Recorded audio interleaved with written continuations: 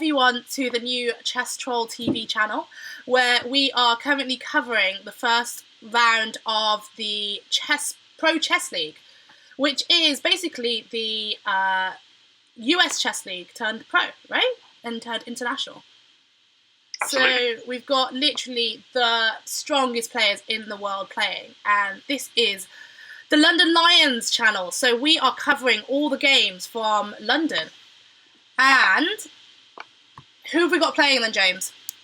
Well, we've got four pretty interesting games. We've got four of our young talents playing. We've got Yang Fanzhou, very strong international master, almost grandmaster strength, playing for us.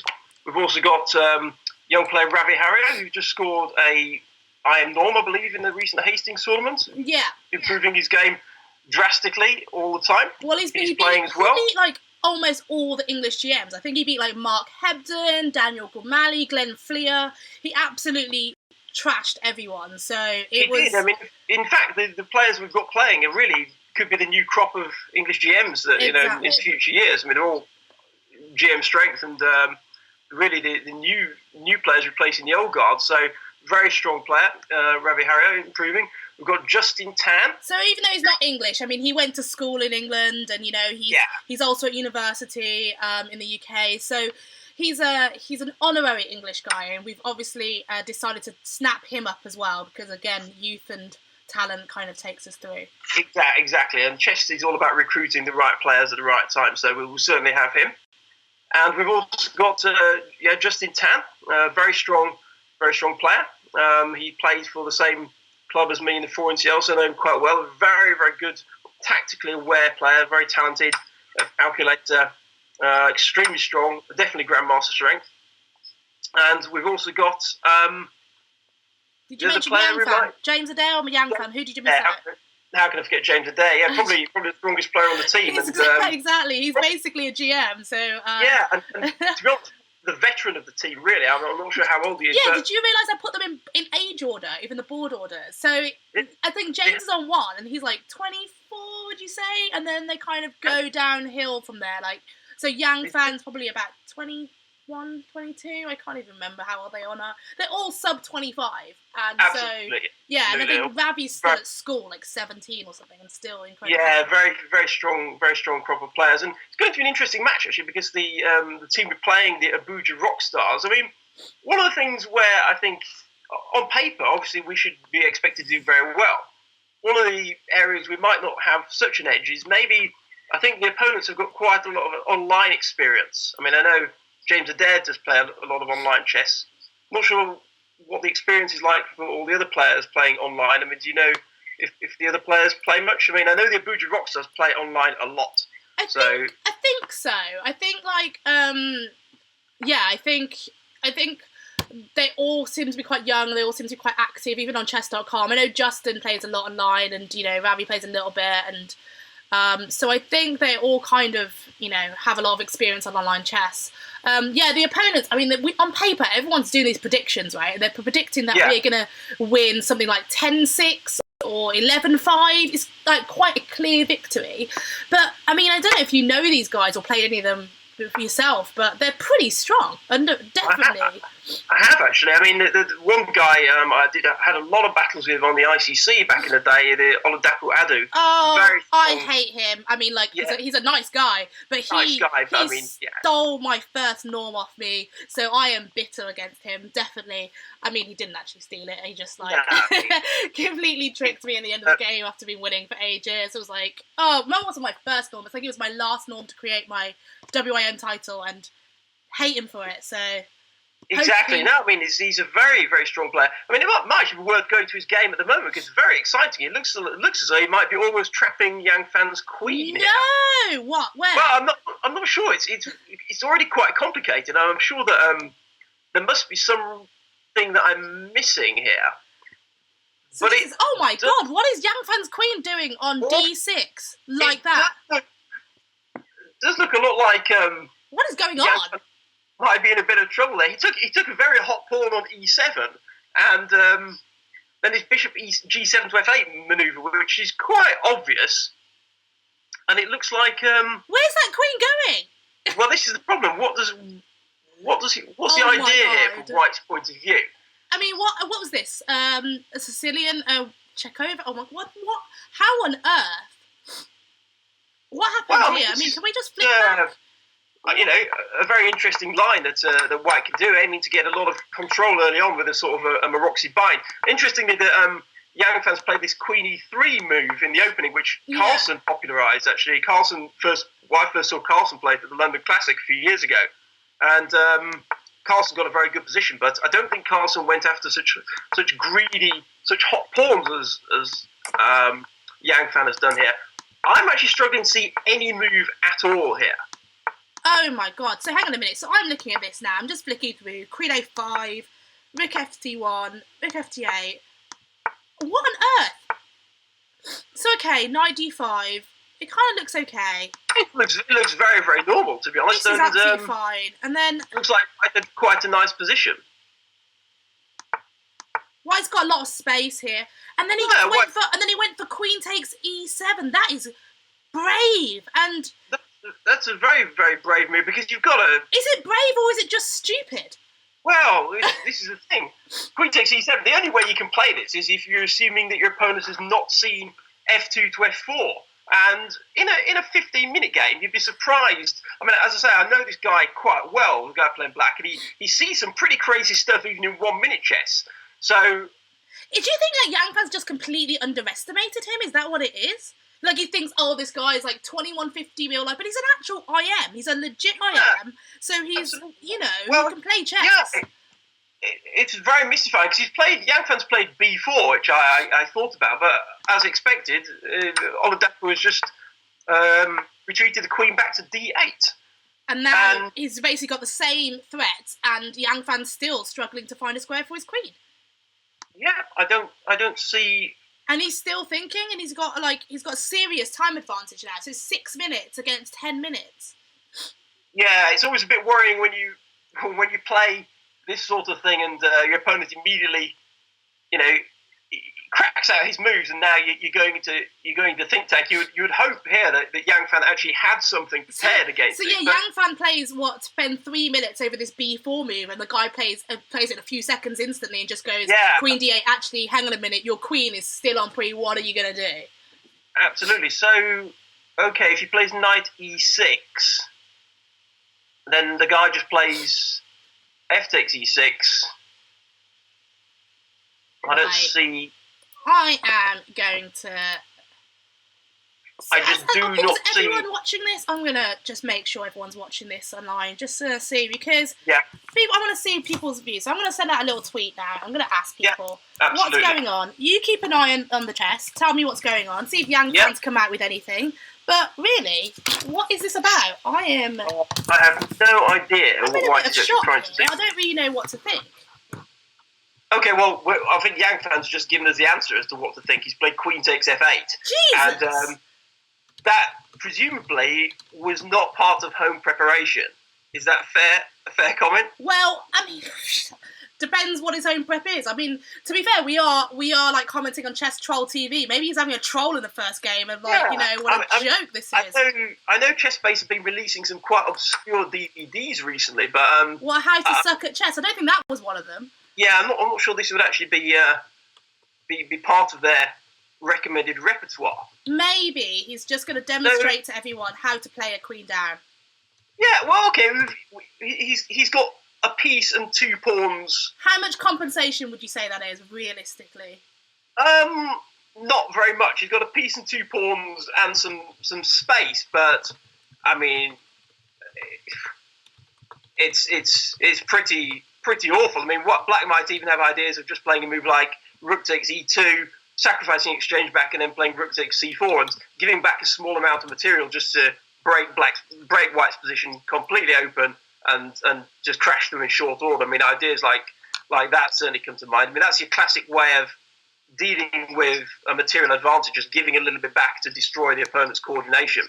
Okay, well, so we've got Yang fan who's like a 24 high, and we've got Oladapo who's 21 something. I mean, high, but obviously completely underrated, this guy. Completely. And he's black, and Yang fans are already losing. So that is not a good start. And that's not a good start. That's certainly not. Yeah, and he's played Bishop F1 now, which that's embarrassing. Yeah, that's the move that I would have played there, because I think Black was going to play Rook takes E2, and that would have just simplify it.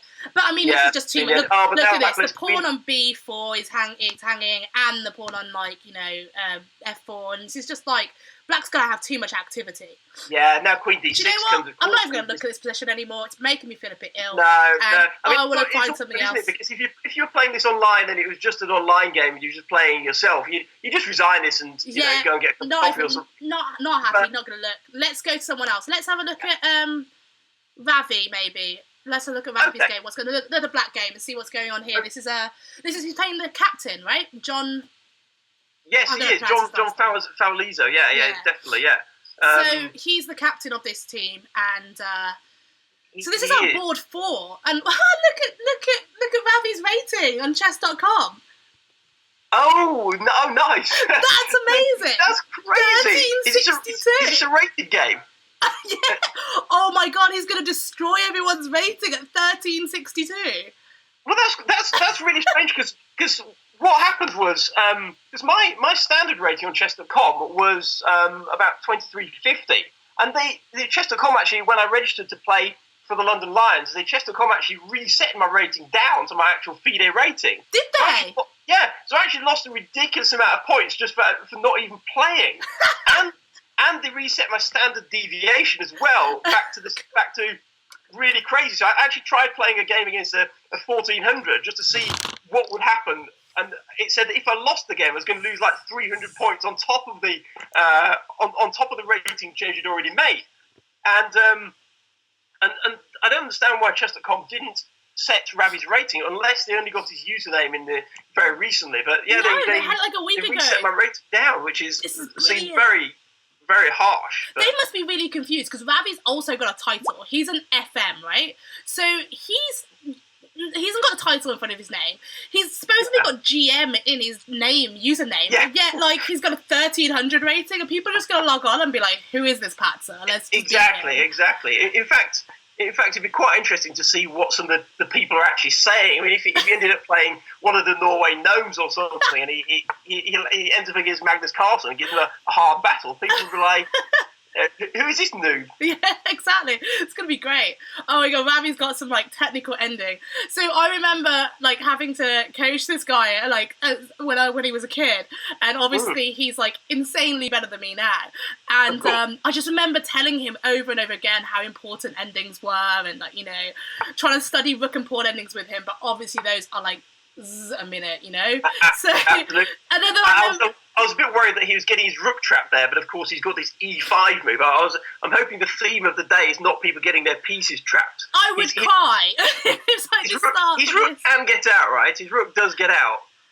I don't know, actually. I'm just looking at it now. I guess he goes E4, and then suddenly, like, that E file clears and he's okay. But I don't know. Well, let's say white plays rook H4, just for the sake of argument. Does he go G5? G5, okay, the rook moves again somewhere like, let's say H3. I know it's a bit out of the way, but just to illustrate. So then you go, I don't know, actually. What is wrong with this? Why are people getting their pieces? Okay, what's the idea here? Come on, rook to H4. But even if you go rook H4 and then you go, like, rook H4, then you go G5 and then you go rook G4. I mean, you're not going to chase that again because they can take it with a tempi on G5 with check. No, that's true. And that's also the only thing I was worried about rook G4 was... so we're looking here. Somehow playing H6 and then F5, and actually the rook, the white rook might not have any safe squares. So you're saying rook H4, yeah? So, but yeah, you don't have to go to G4. I'm not actually convinced by Black's position here, but it certainly does look more like there could be a tactical resource that we're not seeing. But what is it? I don't know. Okay, but say rook H4. Okay, I'll put a position up on the board. Rook H4. What are we suggesting? Well, actually, I'm again not entirely sure what we're suggesting. I mean, he is 1300 after all. He's expected to make mistakes. I don't expect him to play like a 1300. Okay, so he's got rook e4. So that makes sense as well, because you're also attacking the e5 pawn. Okay, and you can't push the e4 pawn anymore. No, so exactly. I mean, the threat on the rook is immediate. Yeah, absolutely. The threat on the rook is immediate. I mean, if he has to go rook takes d3... He has to. I mean, but what is he thinking? Is he thinking, like, rook takes d3, get some compensation for the ending and try and draw it?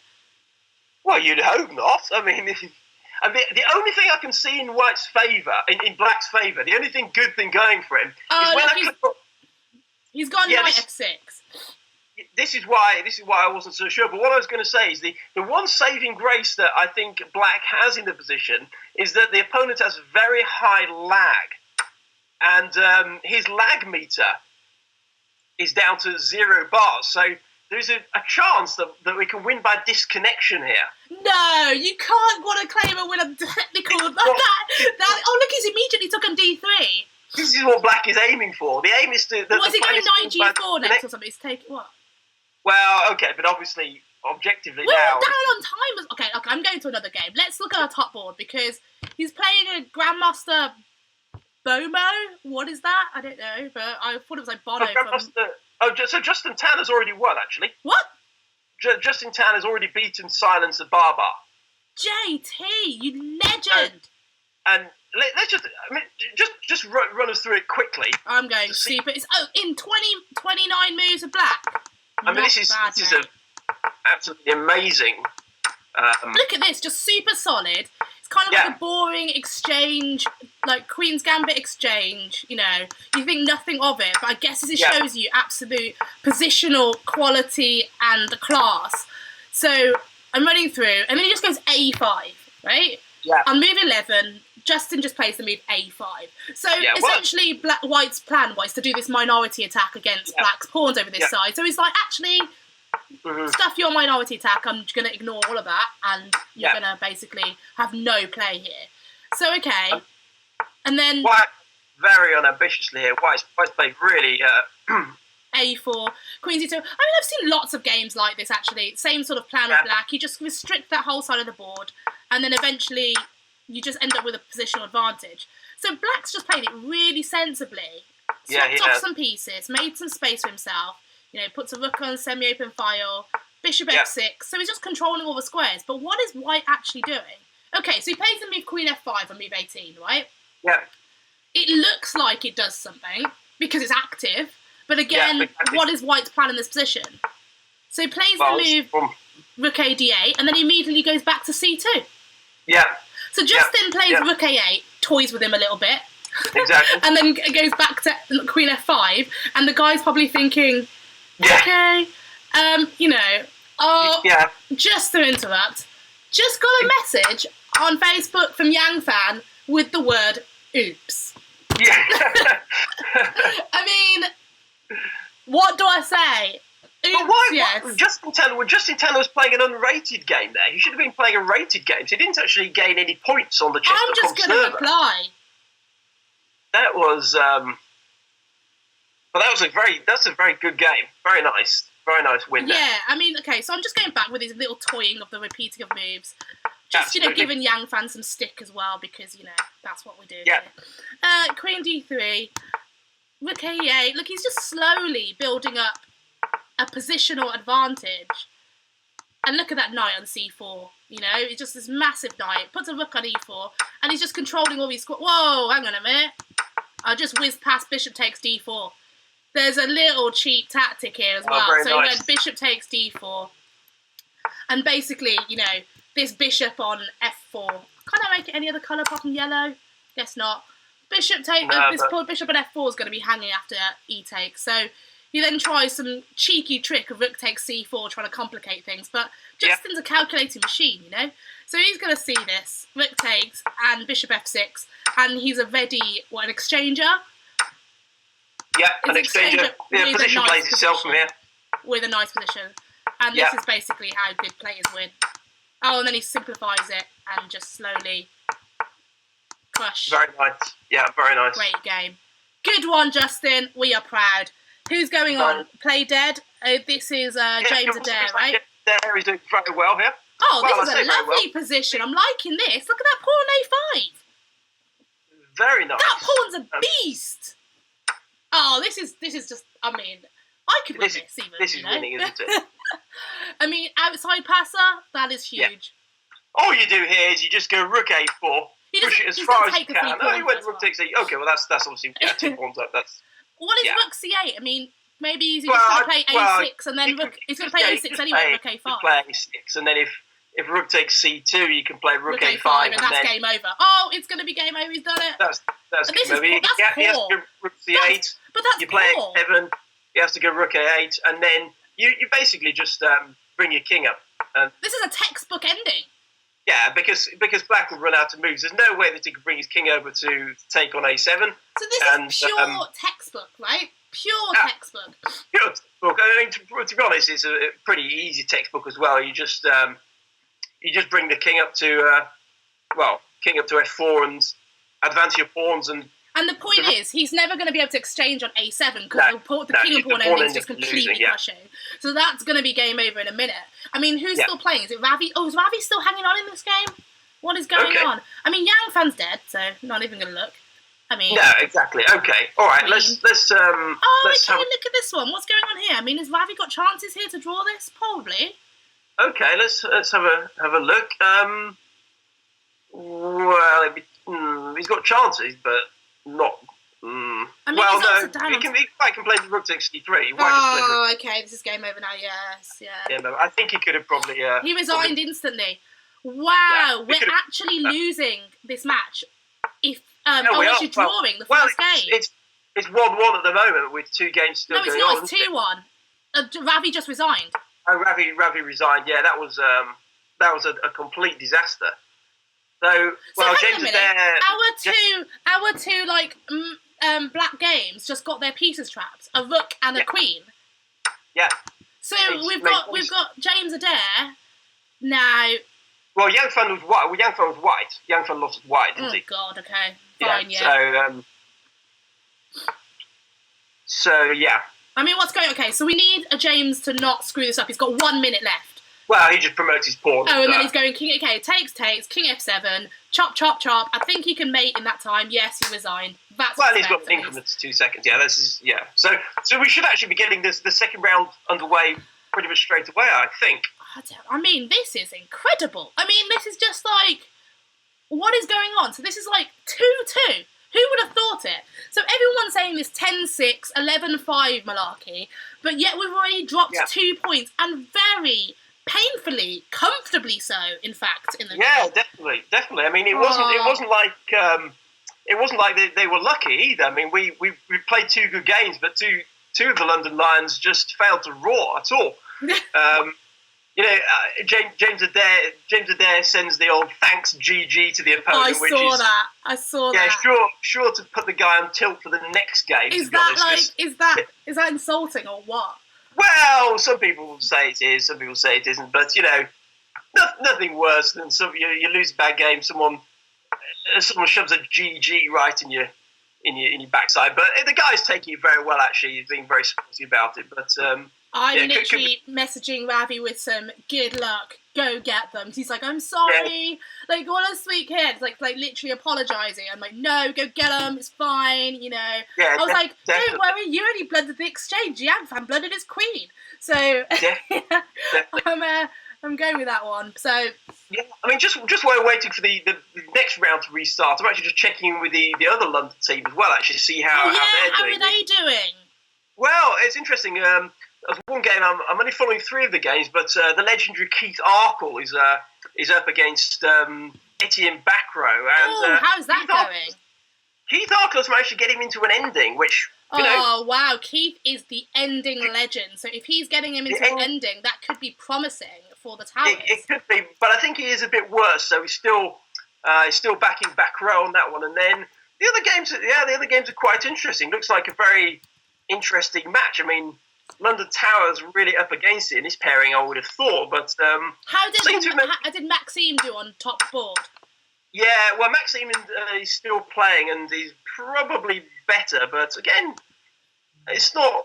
Well, no, Maxime is winning. Actually, Maxime is just winning. So it's a tricky pairing for Towers. But did you see some of the games? Some of the predictions of the games. They were like saying that Maxime will get more points, but he will lose with the Nidorf. I was like, that is so painful. That is obviously because of his embarrassing game in the Chess Classic, and it's just like, wow. Exactly. But the thing is, who is actually going to go down the Nidorf against him? I mean, do you see Keith Arkle ripping out 20 moves of Nidorf theory? I don't think I see Keith Arkle ripping out 3 moves of theory. I mean, come on. Exactly. Let's have a look. I don't even see him ripping out 1 of 4, so I don't think there's much danger of that. But okay, so I've got the Grain game up now against Leon Beast. So, exactly. So let's what is going on here? I mean, that looks pretty nice to Maxime, right? It looks very nice, yeah. I mean, as much as there's a bit of rivalry between the London Towers and Lions, okay, and I say a bit of rivalry, to be fair, I'd love the Towers to lose so they feel defeated so we can crush them next week. But it'd be really nice to see Gawain do well against one of the top players in the world like Maxime. So I'd be personally happy if Gawain got a nice result against him and... And it's quite good with this league that you can actually see players that maybe players that are not even Gawain's strength, but other players that will get a chance to play against these top players and see how they do. It's always a very interesting, interesting matchup. I mean, I actually prefer following games between players I know than players that I, might be 2750, but I don't really know so well, or maybe never heard of so much. So it's very interesting competition. But this does looks like a difficult hold, certainly for Black. I mean, Max has just got to the pawn ending and. That's winning, yeah. Yeah, so okay. Gawain resigns there. So what's happening with Keith now? Keith's trying to play back row. Back row, who is the current London Classic FIDE Open champion right now. Yep. Along with Sebastian Meze, but, he is... I would put him as favourite against Keith Arkle most of the time. But, this is it's online chess is a different thing, comfortable of your own home. I mean, this. Do you know what? Also, think about it. This chess is so different to normal chess. You could even have to factor in a mouse slip. God, how frustrating is a mouse slip? Can you imagine losing because of a mouse slip? Yeah, no, this is definitely a problem. I mean, there's nothing worse. You're trying to play Queen on D1 takes Queen on D8 or something, and then you land it on D7. I mean, this site doesn't have any take-back facility. I mean, not that players would be expected to grant take-backs anyway, but I know there are some sites like ICC where if you play with friends or whatever, if it's just if you're not bothered, you can let them take it back. I mean, obviously not in a tournament scenario, but here there's not any facility to do that. So mouse slips you definitely have to be careful of. And I mean, one of the problems with faster chess is pre-moving that you can. Not even a mouse slip. You can make a move. You can make a pre-move. Yeah, but how embarrassing is it if you pre-move something absolutely dumb and then they play something you don't expect? And then there's a whole psychology of you know that the person's going to pre-move, so you do something stupid which leaves your queen on pre, but actually it's exactly. And you have to learn to judge when the time to start bluffing will come. But then that's the point of this. It's 15 minutes plus the 2 seconds of move. Those 2 seconds should actually be an insanely great deal of time. So it improves your position. Yeah, because even if you get down to 1 second with a king and queen against a king, that's more than enough time to close it out. Well, you'd hope so, but knowing Yang Fan in our position, he's probably going to blunder it. So I mean, Keith is making a very good fist of this. Actually, I have to say. I mean, it's not. It's not clear. It's not clearly losing, is it? I mean, knowing Keith, he'll probably win this position. This is actually such a Keith-esque position to win. Well, this is interesting. So I'm guessing he's playing Rook takes F3. Rook takes F3 and then take on B3. I mean, Keith could win this because it's Keith. No, he's not. I don't think he's going to win against such an opponent. But no, but this is the whole psychology of something. So it's Keith's just off the draw, which was declined. So. I'm not sure that the opponent saw the draw. I mean, the opponent declined by making a move, but Keith's draw came at the same time the opponent moved, so it was a kind of an auto decline. I mean, realistically, Keith's going for a cheapo now. Keith has played. Keith is playing for cheapos, but What is he hanging with? What's he threatening? Well, no. After this position, he's played bishop to h6. Yeah. So rook takes d4, bishop e3 check. Okay, but he's not going to fall for He's that. exactly. He's not going to. Okay, so this is a draw because this is just going to be if he trades off now. This is going to be unless he plays rook b2 or something. Tries to keep the tension on in the position. Maybe tries. Well, maybe. Okay. He just traded off. He's not even trying. He's obviously clearly. No, well, you could take off both the pawns, and this would still be a theoretical draw, wouldn't it? With the yeah, I'd love to see them do that in practice, actually, because I'd actually like to see that. Yeah, actually. They always go on about the classic f and h versus rook and f and h versus a king, and how it's textbook draw, yeah. But how many times have you seen people legitimately draw this in a tournament? In fact, no, absolutely, it's tricky. Nigel Shaw did actually show me how to do this at the classic one year in the VIP room, and he just said, all you do is this and this and this, but can I remember it now? Of course not. No, exactly. So, and I've seen top players screw this up, and I actually had I think Vavi was playing for my 4NCL team last year, and in the very last weekend, the very last game of the very last weekend of the season, he had this ending, and I think was it him who had this ending? I think it was. No, he had a different ending. But basically, 2 players in our team had the exact ending, and both lost. But it's not easy, and it's just these textbook endings or whatever. They're never going to be the results that you imagine it to be because take for example, Rook and Bishop versus Rook, right? Yeah, absolutely. Classic example. Or take, Bogdan Lalic, who's one of England's, again, most famous GMs. I remember him saying that he's had that position, 9 times? And, of all the 9 times, every time he's had the Rook and Bishop, he's drawn. And every time he's had the Rook, he's lost. So he's never actually managed to get, and that's, a super strong GM, and, so... And if anyone's going to know it, he would be the one that would know it. And yet, in practical play... It's always tricky to defend these things. So yeah. Now, what is going on? Right, I'm just having a look. Okay, so I'm just having a look, and I'm just reading now. We've got a Facebook group, and we're going on, and they're just analysing it. And how often do you get to hear what the players are actually thinking mid-game? So poor Vavi, he's a bit upset because if we go back to Vavi's position, he blundered a. Oh, actually no. Hang on a minute. Have the game started again? Oh, they may be. Actually, the round two. The round two. Ravi blundered a rook, and he's sort of going, "Oh no," a bit upset. But our team, all about the Lions. They're all friends. We're all young, enthusiastic guys, and they're all just sort of going, "Bad luck. We're just warming up.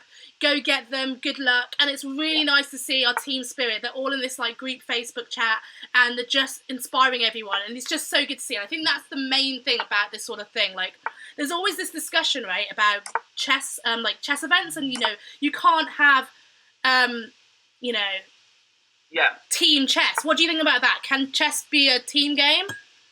Yeah, definitely. I think chess is a very, very much team game, especially for young players. It's really good because within any sort of team, you've got friendships, but that also leads to kind of mini rivalries as well, with people pushing each other to do better and wanting to outdo your teammates, but in a nice way as well. So yeah, I think it's a very, very good thing.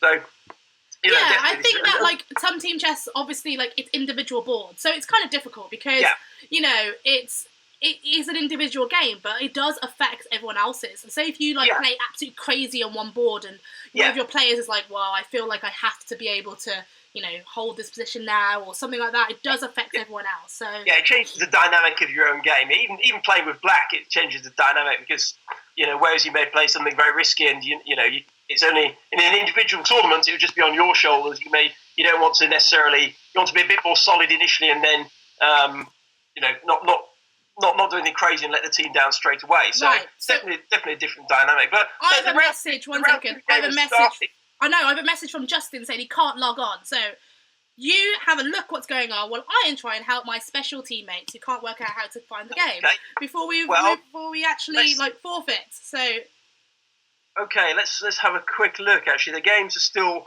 The games have just started. Yang Fan still has his queen, so that's great news. That is good news, but give it 5 minutes. And, give it 5 minutes, and he might not have. But he's actually playing a very solid solid game here. So not much happening in the Yang Fan game. Silence of Barbar against Ravi.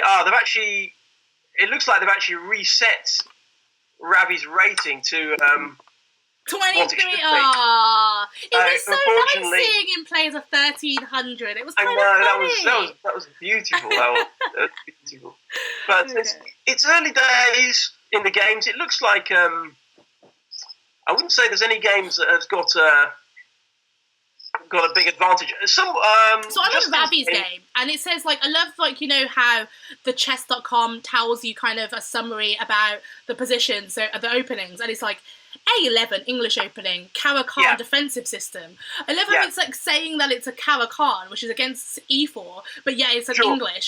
But okay, I guess that it's the same position or pawn structure, and so they're calling it a Caro-Kann. But essentially, it's I guess you can get it from a Caro-Kann move order if the pawn was on E4, but it's so funny how they'd call it a Caro-Kann defensive system, which is a bit bizarre. That's actually quite interesting, because how would you... Presumably it defines the opening as soon as it can recognise it as something independent. I just want to say, who is FM NoWus2 on chess.com? I don't actually know. I've seen the username. Well, Mr. NoWus2, if you pay attention, I'm trying to stream live, so I cannot play you at live 960 chess right now. So I am politely going to decline your request. Apologies. I'm sure we can make time in the stream for you to. To be fair, I can multitask. Maybe you can't, being male and all, But obviously, no. I don't even single task, let alone. That's a good point. Okay, so this looks kind of boring. I'm going to go over to another game. Has Yang Fan still got his queen? That's what I'm going to check. He has actually got his queen, but he's starting to come under a little bit of an attack potentially. Although it's nothing too serious at the moment. But this is Yang Fan's precious King's Indian. Now he is obsessed with the King's Indian.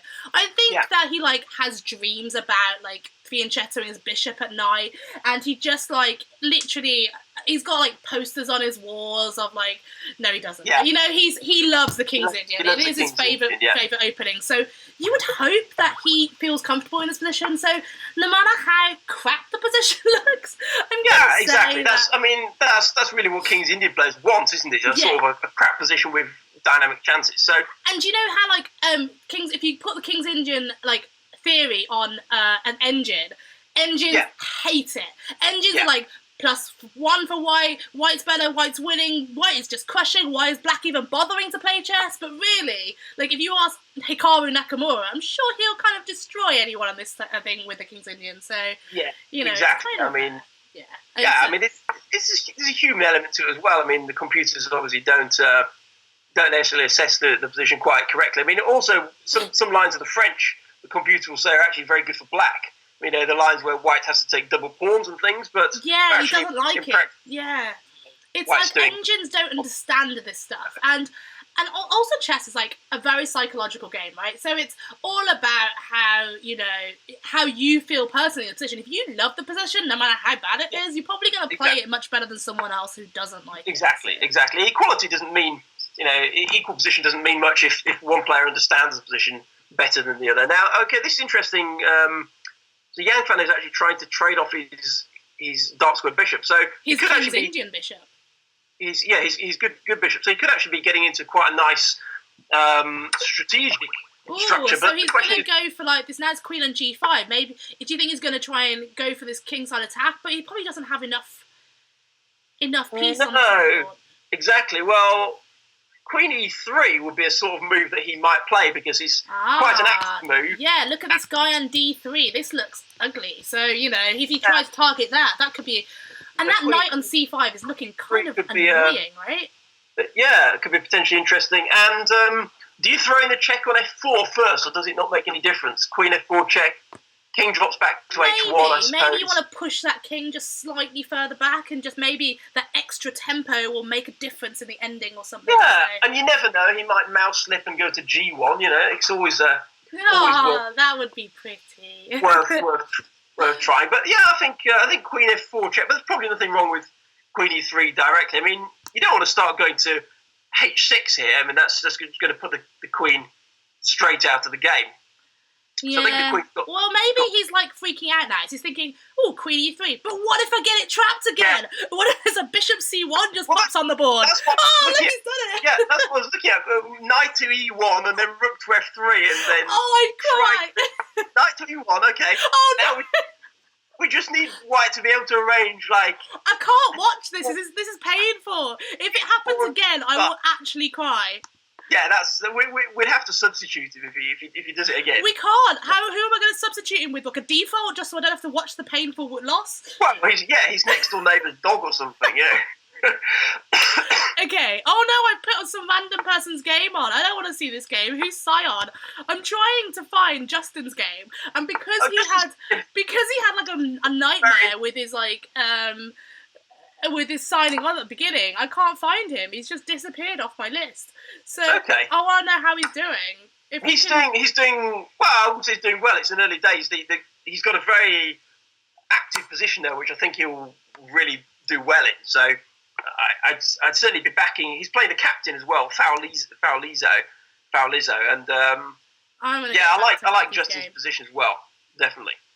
I'm going back to Ravi's game, because Ravi's a good guy, he's a talented kid, and, losing his rook like that was painful. So I would love to see him be able to pull a win out of his bag this round and bounce straight back, because it is about that. Like, when you're playing chess, like, it is painful if you, like, it is.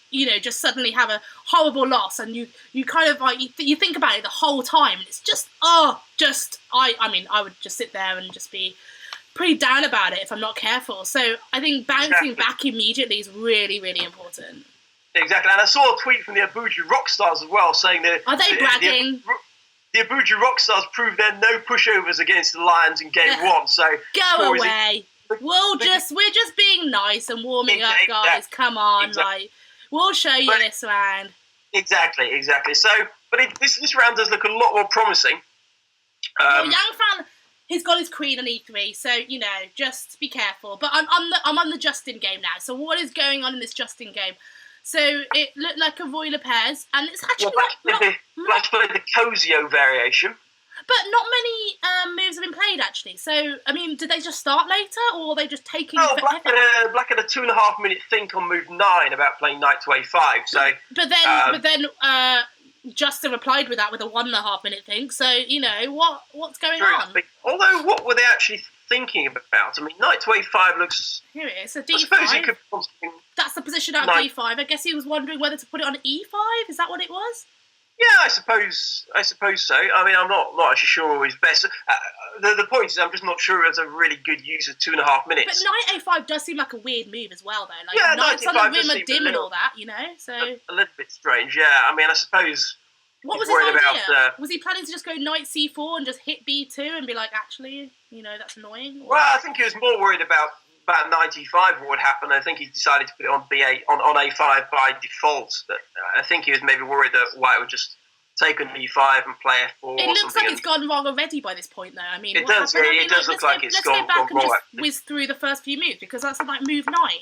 So yeah, let's have a look at it. Actually, this is quite. Knight g7 is becoming quite trendy now. Like, it really is. I think the first time I ever saw that was, Timur Gareyev, Mr. Blindfold King, who's playing for the He's actually going to be. He's playing for the Las Vegas Desert Rats, I think. So he could be one of the guys we may play in future rounds. Yeah, so he's a strong player. I first saw that of him years ago, and I thought it was interesting. But this looks okay or normal right now. And then suddenly ed4, cd4, a6, bishop a4, and then castle. Maybe it's where here. Are you supposed to castle here? To be honest, I'm not too sure of the theory of the. It looks like maybe even d5 could be an idea here, just to stop the d5 himself. So because this looks really awkward, and the fact that he went into a 2.5 minute think kind of suggests to me that he must have gone wrong. Like, yeah, I think so. Yeah, I mean, it already seems quite dubious. So I must admit, I'm not 100% sure what Black actually did wrong. I mean, if you certainly in these classical e4, e5 openings, when you when you take on d4 and your opponent's able to capture back on d4 with a pawn and nothing bad happens to him, then that's normally a bit of a concession from Black's point of view. And it's not like a Grunfeld where Black has a lot of ways to actually gain counterplay against the white centre.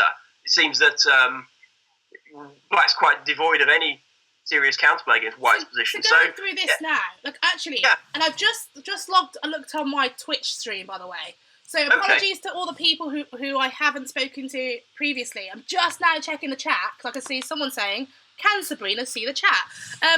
Yes, I can see the chat. So sorry guys for only just about checking it out. I am now twisting my screen so I can see the chat and the screen at the same time. So I can indeed see the chat, guys. Whether I can reply back, I'm going to reply in here and just read here. So not going to multitask with the writing. But yeah, someone said that this guy's Roy Lopez game has gone horribly wrong and no stronghold in e5. And yeah, that is the issue here right now. So I think I'm on move 12 right now, and Justin's just played a simple move like knight b1, rook b1, sorry. But I guess he's just holding on to b2. And I'm just whizzing through. Not really much is going down. But c5 was played by Black, and then b3, knight b6, bishop f4, and see this d6 pawn now is going to be a bit of a target for a little while, I guess. Yeah, I think so. Yeah. Greg Shahade just said to me, shouldn't I take a 2-minute break to see if there's any Pokemon in the room? That is a good idea. Have you got any Pokemon in yours? I might check it out, actually. Thanks, Greg. I'm going to do that, but, I'm going to kind of have to look at this game as well at the same time, I think. You should do, yeah. But, so, it's actually a bit like a Benoni, actually, now, in some ways. It does feel Benoni-esque now. Very Benoni-esque, in fact. It does, but presumably it's not a very good one for Black. I mean, even though it's got b5 in, White's very well. Have you seen very that? well positioned. Have you seen what he's played on move 22? Cheeky tactics by Justin Tan. Rook h5. Rook h5, very nice, and that looks like game over, doesn't it? Yeah. Why is it not resigned? Look, okay, let's have a look. King g7, queen takes h6, king f6. That queen is going on a walk. Wow. Queen is going on a walk. Sorry, but that is. I mean, you can't survive this position, surely. You wouldn't think so. Maybe just. Oh, this is painful. And I think this is the position right now. So yeah, Justin is going. Win this, he has got 9.5 minutes to think. Hello, okay, so Greg, other option: walk around in circles around the room to hatch your eggs. Okay, maybe I should try that next game. But if I do faint on air because I'm walking in a circle and getting dizzy, that is all on you, Greg. Okay. so okay, I'm you can ignore that. Maybe he plays Queen G5 check here and then checks on E5. Maybe that'll force another weakness from Black. Just want to say, Just Tan likes my photo on Instagram. Is he Instagramming while playing? Is that why it's got into a thing? Well, could be. I mean, Justin, seriously, your king's on f6, but I mean, as long as he's winning, we don't mind. I mean, that's fine. Oh, hang on a minute. What happened to Yang Fan? Let me just go back. It says it's game over. Is it game over? What happened? He didn't lose his queen again, did he? Hang on, what's going on here? Doesn't look like game over. Oh no, it's still going on. For a second it said game over, and I was having a little bit of a... Whew. Oh, but the queen's on h6, he obviously got a bit scared and ran away for a little bit. I mean, Black is doing well there. Black is doing very well. So what do you think about this positioning then? So Black's both guys have got light square bishops, but Black's pawns are all on dark squares. So by textbook definition, that should be better for Black, right? Yeah, there must be a clear advantage for Black. I mean, so if you were Black, how are you going to try and win this position? Well, that's a very good question. Black's to move here, isn't it? Not blunder your queen, for sure. No, not blunder my queen. I would. Well, I don't know actually. I might play Rook G8 and just kind of. Yeah, I'd be very tempted to tuck my king away. Rook G8 and say. There you go. Yeah, start. Certainly good prediction there. Yeah, I think then shuffle your king around. Maybe that not. I mean, the knight on c5 is huge, and it is. I suppose. Do you know what? I suppose that knight. It's like having a knight versus the rook. So it's kind of like you would exchange up for a little while, because that knight on c5 is attacking that b3 pawn and pinning it. So, you know, the rook on b1 is having to, like, babysit it all day long. So I guess you're kind of an exchange up there. So maybe white should just wait with some, like, queen f2 or something, just to control a few dark squares and, you know, maybe just... Got a question coming through on the chat stream. So, says, Sabrina, do you play in the London League, and who is my host? Well, actually, technically, I'm his host. So, but this is James Coleman. He is the assistant manager to the London Lions, and is a candidate master. Would you like to introduce yourself?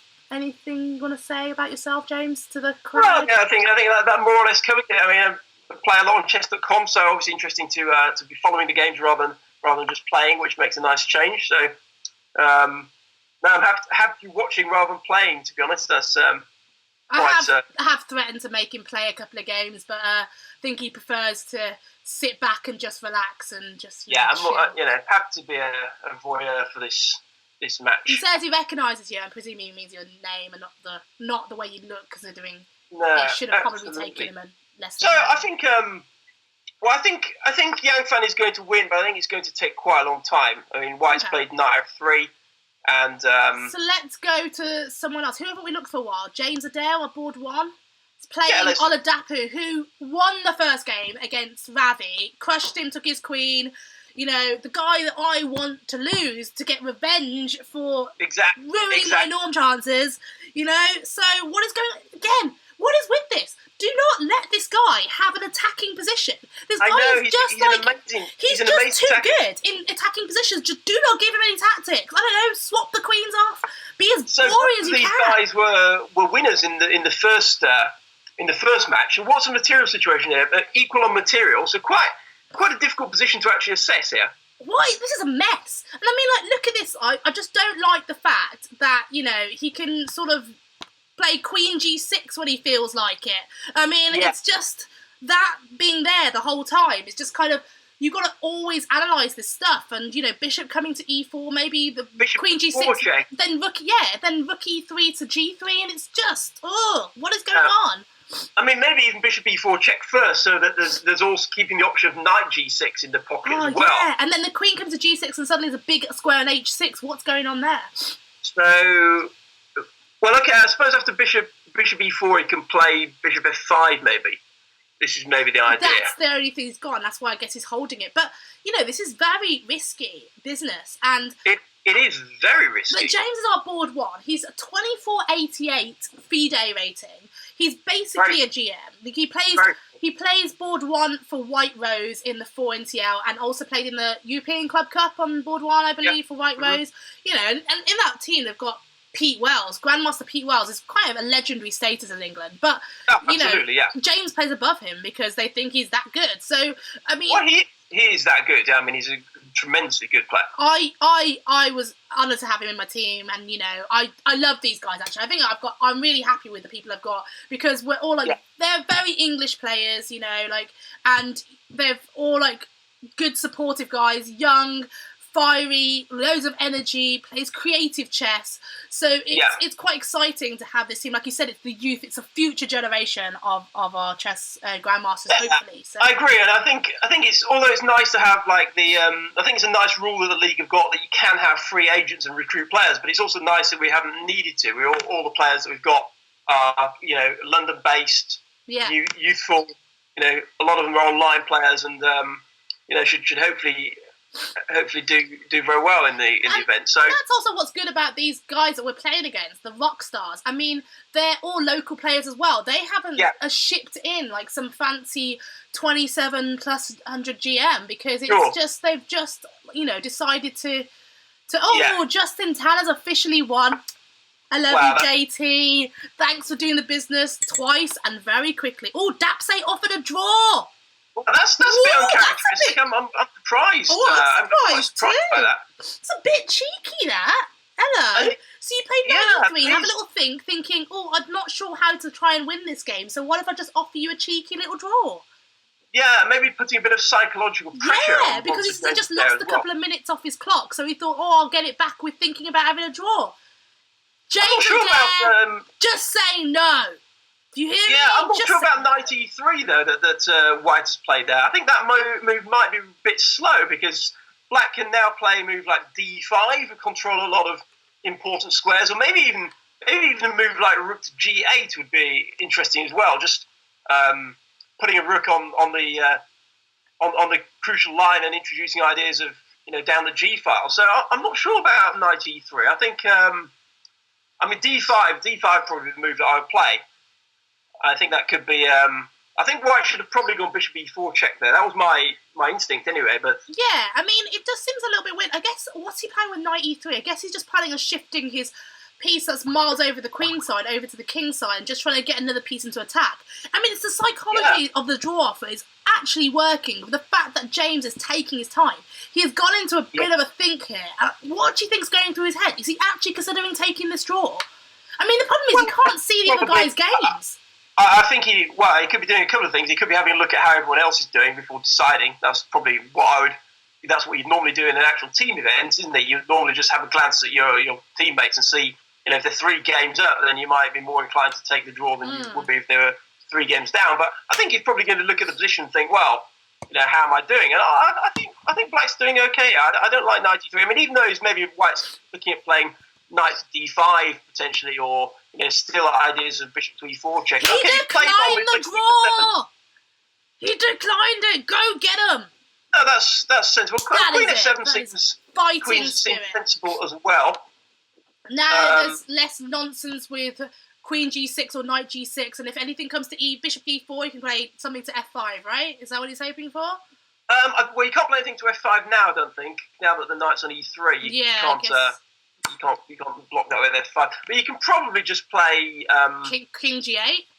Probably just king g8. Yeah, I think just king g8. But now I guess they want to go knight g4 and maybe g6 h6. Yeah. So king g8, knight g4. I suppose you have to play bishop takes g4. It should be good for Black. I think it's good for Black, but I'm not sure. That's okay. Let's see what's going on. What's Miss Suit GM doing? Okay, let's Miss Suit GM. Oh, okay, that's interesting. So that is a whose moves it here? Is it White's move? It's White's move now. Okay. Okay, so Justin, he's 3 minutes down on time. So yeah, what is going on here? What is going on here? Okay, so this probably is drawn. Would you say? Yeah, probably. Probably it's not all that comfortable for. For who? For Black? I see. He's probably okay. No, it's probably just drawn. I mean, you might be able to create this outside pass pawn. Is that the only hope I guess you're thinking of? Right? Yeah, no, I was a bit behind with the moves there. I didn't realise they'd gone into rook and 3v rook and 3. I was anticipating Black was going to play king to f8 and try and keep the extra pawn rather than playing king e6. Oh, okay. No, this is just rook and 3 versus rook and 3. But I guess, h4. This creating of the outside pass pawn is probably White's only hope to try and get something. But it should be holdable for. Well, no, this is completely drawn. I mean, this is. Yeah. So, what's Yang Fan doing? Has he still got his queen? Good question. Oh, Yang Fan looks to be doing very well now. This looks to be that looks to be completely winning at first glance. Okay, let me go to that game. That looks. Yang Fan. Oh, this looks juicy. Knight f2 stuff. Knight h3. Is it Black's move? Oh no, I've got to be. No, it's not. It's not. Got a little bit ahead of myself, but that would have been juicy. He obviously can't take on d3 because queen g2. So knight 4 is going to be coming in. I think that's pretty much over. Yeah, to be honest. now he's threatening knight f2 or knight f4. Pretty juicy stuff. I mean, yeah, I resigned. Yeah, I was going to say, has he got a move here? I couldn't even find a move there. Well, no, Fan, way to bounce back. Way to bounce back. Bishop e8 to h5 coming in as well. I mean, there's a multitude of threats. Ravi's agreed to draw with. Okay. Yeah. So we're 2.5, 1.5 up, 2.5 half up with the 1 to go. So he can accept a draw, but I can't really deliver that message to him. So. Well, although it doesn't really matter, does it? Because each game is individual in terms of the overall match. So. Yeah, but okay, so it's it's an interesting. So this is what I'm saying. Do not write off the King's Indian. Do not underestimate Yang Fan. He obviously loves the position, even though we don't like it or other people don't like it. He's probably thinking, right, this is great. I love it. So and plays comfortably and enjoys the position he gets. So that's understandable. So it's all down to play dead. Yeah, I don't dislike it. I just don't understand it. So I mean, it's a bit of a difference. Yeah, there's a big difference. I have great respect for people that make it part of their repertoire and keep up with all the theory, but it's not something that I would particularly want to go into. But it's certainly very effective weapon for players. What do you think is going on with James Adair's game? He's down to his last minute, and Oladapo has 4 minutes. He should be winning quite comfortably because I think he's got some bishop h4. He's just played the tactic. Because he played rook takes d4 because he had bishop takes h4 followed by knight f3 in that position, didn't he? So Oladapo is just in this position here after bishop f6. Oladapo, he was threatening to play this bishop takes h4. Although he could have gone knight h to f5 or something. Yeah, I thought he might have done that, but he decides to sack. I guess it's... Oh, hang on a minute. So James has suddenly bounced back to 2.5 minutes with the time's just lagging or something? So that's promising if that's the case. Maybe there's just some lag there. It's showing just over 2 minutes on my screen, so... Yang Fan just messaged us saying, I almost got my queen trapped again. Yeah, good job. Is he proud? Is he saying it with pride? I can't tell. Or is he just like, at least he didn't this time. Exactly. Yeah, this should be... This should be winning for black, I think. Okay, so I mean, this is our last game, yeah. So what's the score so far? It's well, the overall score so far is going to be 4.5, 2.5, I think. 4.5, 2.5, yeah. Yeah. Okay. I believe, and hopefully with this win, it'll be 5.5, 2.5. That'll give the Lions a nice amount of breathing space. It's this Dapu Olu though. He's just so tricky. Do not write him off here because it's just. No, I'm not writing him off. Although I think after h5. Oh no, you can't because of knight takes f6. I think now black can just play rook g8. I think, and he has played rook g8. Well, what you on? It's move 34. It's move 34. A bit of lag here. Okay, he's playing rook g8. Sorry, knight g2. Okay. Well, the time is what concerns me though, because obviously with like 1 minute left, it's obviously if he's trying to win, he's in such a complicated position against someone who is tactically very tricky. Very tricky, yeah. So h5. Yeah, h5. That's what I was thinking. But the knight takes f6 is 4. Yeah, then queen takes f6. Queen takes, and then queen f3 maybe. Yeah, but presumably what black can just play queen h4, and black's probably or queen g5. I was going to say queen g5 has to go back to f3, and then this whole thing is just kind of he's holding the position so strongly. I mean, he can even go queen d2 if you. Oh no, can he go queen d2? Yeah, he can afford to go queen d2 in this position, right, and just hit all the pieces. Because there's no queen f7. The bishop on e6 has actually been quite strong. Although I don't like after queen d2 venture too far away, then f6 becomes a weak, doesn't it? True. You don't want the queen to come into that square. It's just going to be a bit nasty. So. Yeah, I mean, okay. So how does black actually win this? Maybe 30 seconds left. Wow. King h6. That is bold. That's interesting. He's also spending 30 seconds on that move. Half of his time remaining. I'm not sure that he's handling this in the absolutely best. I mean, it's very easy for me to say that from my armchair or whatever, but I'm not sure he's handling this in the best way. I'm scared. He might flag. 20 seconds. Rook d1. And he's King gone g7. rook g7.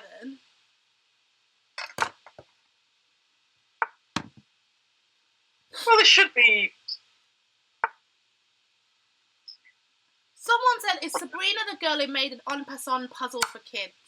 Oh, I know what you're talking about. It was when Greg tried to shame me on Twitter for that evil mate in one thing in my book. So yes, that was me, guys. I wrote a book called Chess for Children. It was a cartoon kind of thing. And, there was a tricky mate in one puzzle, which was basically an en passant trick. But it did say it was a trick question. It wasn't like, it wasn't supposed to be mean. Greg just tried to twist the situation. Well, the moves are coming thick and fast now. Indeed. Oh, the bishop takes b3. That's got to be painful.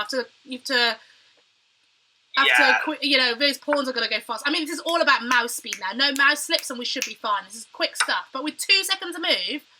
2 seconds to move and Olu is the 1 minute specialist, so can he find anything here? I don't think he can, because the position is just completely lost. That bishop's actually major. Look, it covers b7, it covers everything. Oh, the f3 is dropping, and that's going to be... Oh, hang on. And the one thing you should say is, well, James Adair is a very strong bullet chess player. It's not like he's outmatched in a speed contest here. I mean, James Adair is very, very strong at the 1 minute chess. So I expect him to convert this. Queen g6 is a nice move because that forces the queen exchange and that's lovely. And then it's just d3, d2, d1. Okay. So he has wow! What did he? But I don't think it probably matters. d3. What's going on here now? What did he do? Where did the bishop go? He blundered it to a fork. But no! I don't think What's going on? Are they trying to just make me, freak out? I'm guessing this is still winning with e4 and e3 and just push. But he made a right meal of it. He made a huge... No, I'm not sure this is actually winning now. King f2? How do you actually win this? You've got to be kidding me, right? King f2, e4... White can just play... No, this is winning. Is it? E3, King E1... King E4, King F3, and then the H4 is a nice move, then King G3, and then take the H-pawn. Yeah, but Knight C6 is coming... Oh, no, actually, the A-pawn's... Oh, my... No, but he's got mate threats as well, so if he takes the A6 pawn, you can go King F3 and mate him if he's not careful.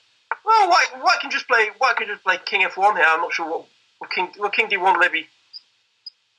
Now King G3. Okay, maybe this is... King F2? That's winning.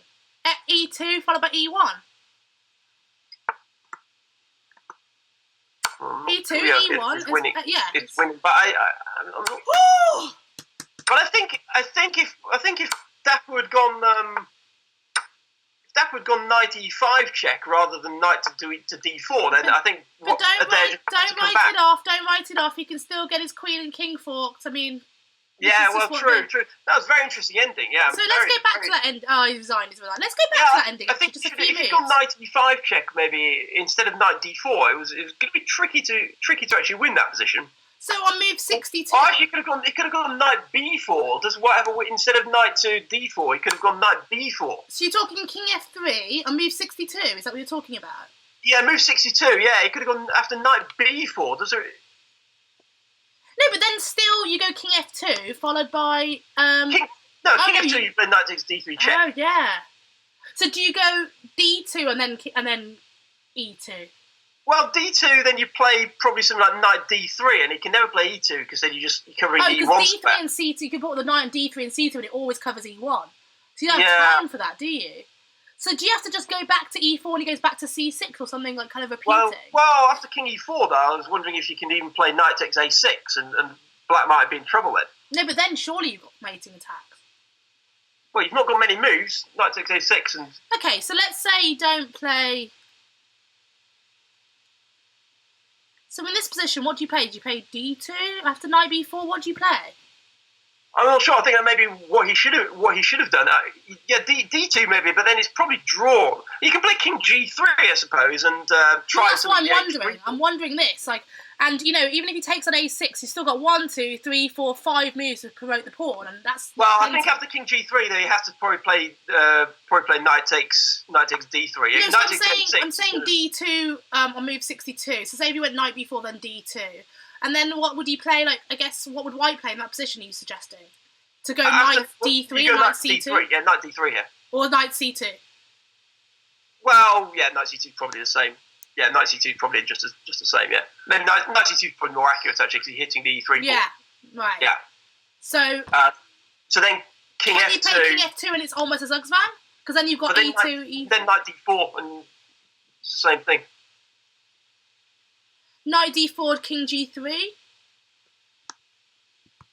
Yeah, I'm not sure. Maybe King E2. Not sure.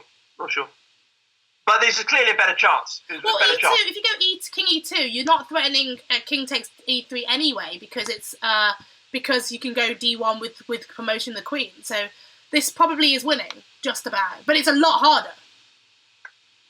So after knight D4, what do you do here? Knight D4. I went knight D4, king G3, king E2, king takes H3. Knight F5. What is going on? I don't know, actually. You're right. Maybe knight F5. I mean, okay.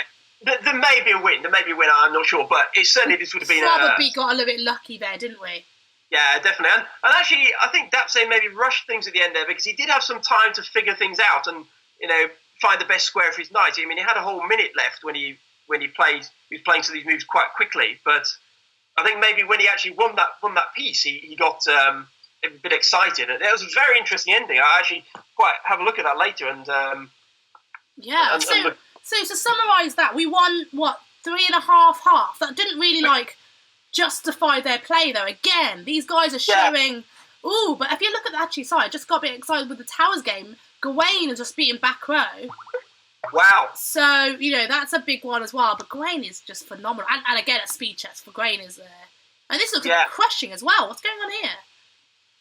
And that looked crushing. Which game are you looking at now? I was looking just at the end of the position of Gawain. Oh, sure. So he crushed back row, which is a good win. So that's pretty awesome. And then the team are quite happy with this. So okay, James is pretty happy. He was like, flagger. So he's happy that he managed to get there just in time. So nice. So 3.5 half.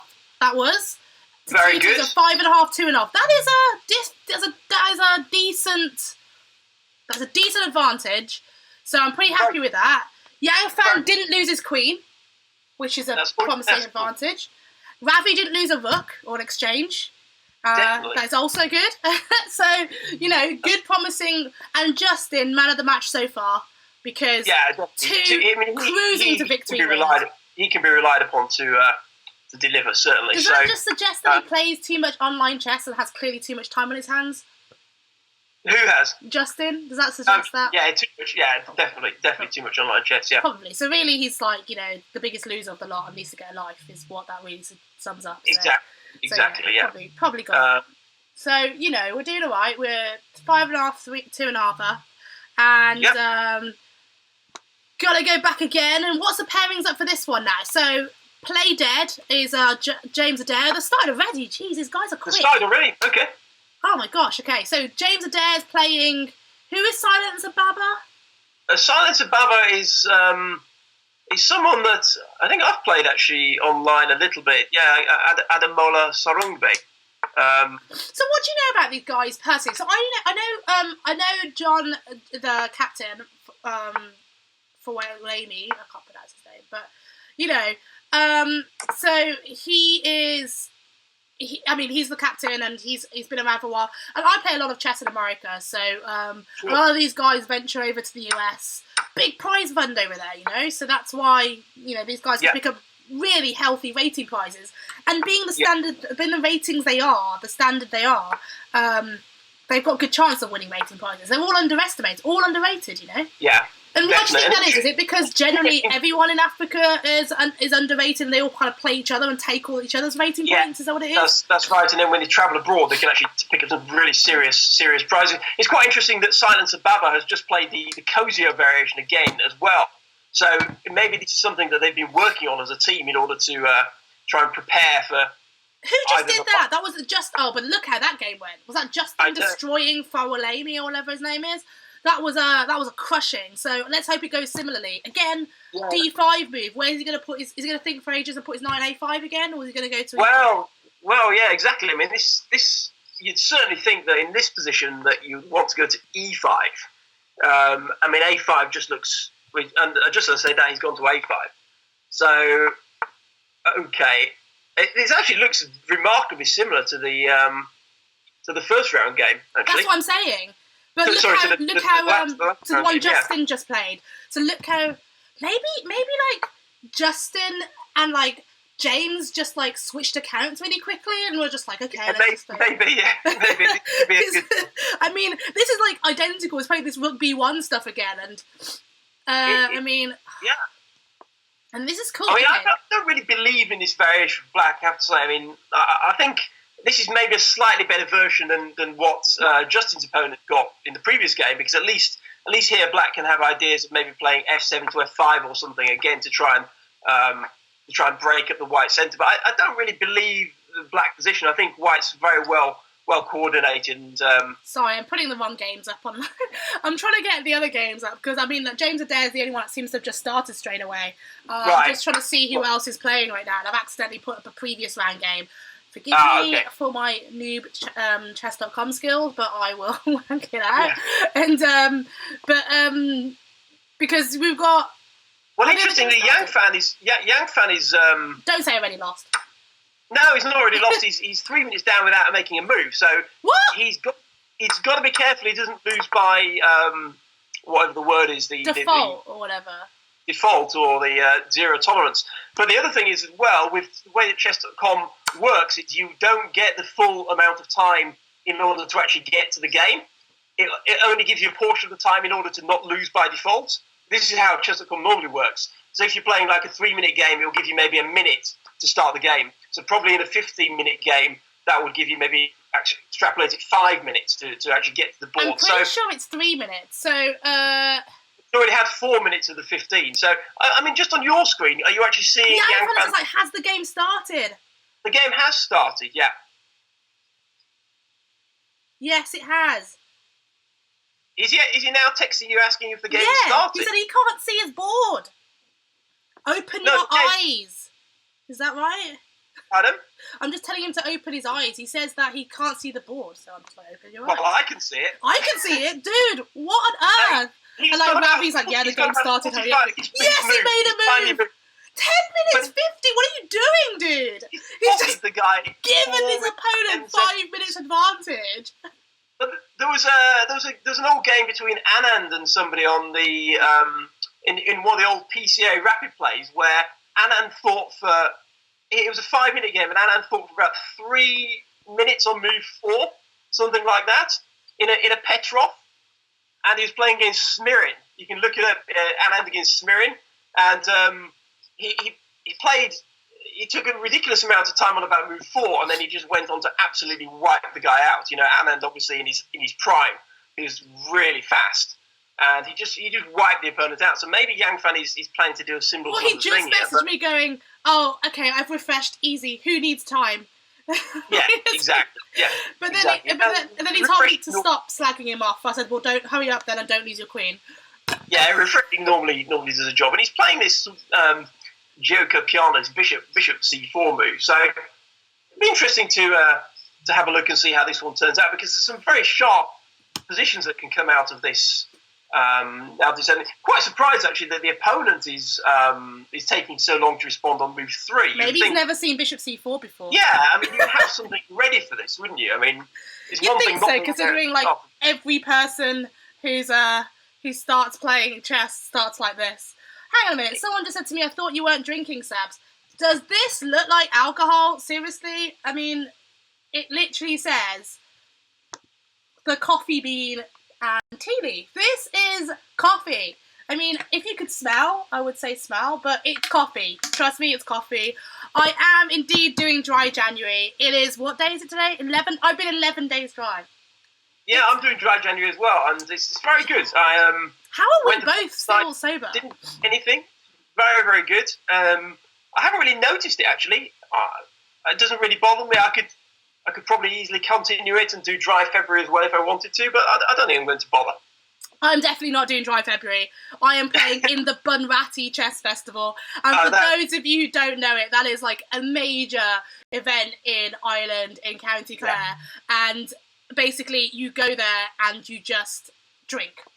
It's practically against the rules to not be drunk during the Bunratty tournament. Chess is definitely secondary in the Bunratty Chess Festival. You definitely go there to drink. And so, all the guys there, I mean, even the players like Nigel Short and Gwaine Jones, they are just Grayley's there with a beer at the board, just like, you know. And Thomas Rendell, one of the guys who's playing in the London Towers. Oh my God, he drinks probably like 8 pints during the game. I mean, which is, in your opinion, which is the more drunk tournament between Bunratty and Kilkenny? If there had to be a, you know, Ooh, that's a kind of a. I'd say Bunratty. I think really? Bunratty. Yeah. I mean, I also love Bunratty because it's in like this really awesome like castle hotel, and like, you know, you have spa. Yeah. So I go there, have like massages, pamper myself, get drunk. Yeah, sure. And so, you know, so it's basically, it's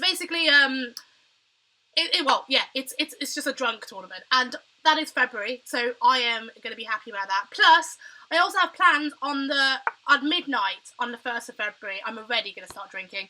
It is Liverpool versus Chelsea on the 31st, and for those of you who know me, I'm a big Liverpool fan, and so obviously that's a major match for like top of the Premiership table clash on that day, and so I will be drinking at midnight on that day, regardless of the result. So if Liverpool wins, that will be a celebratory drink. If they lose, they won't lose.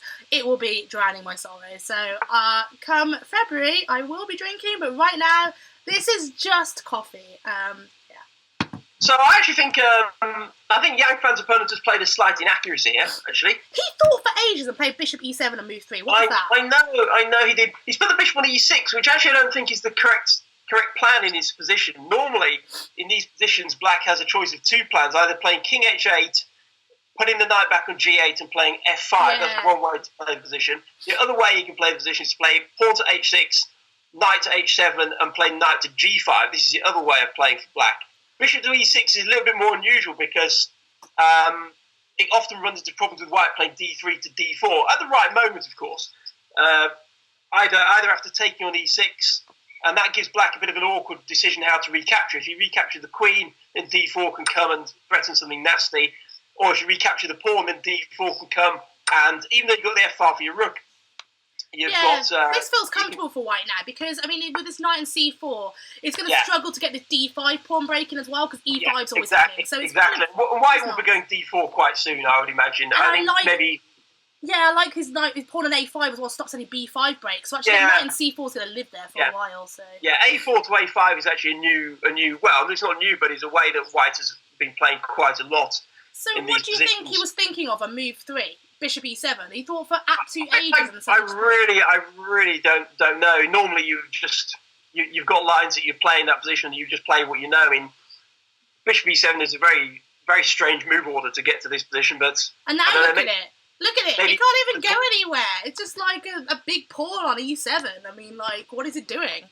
Yeah, no, I don't like this position for black particularly. I think white's got a very comfortable advantage. It might not look like much, but I think actually it is. I think white has a very, very healthy position here. I think just I think just d4 is got to be considered.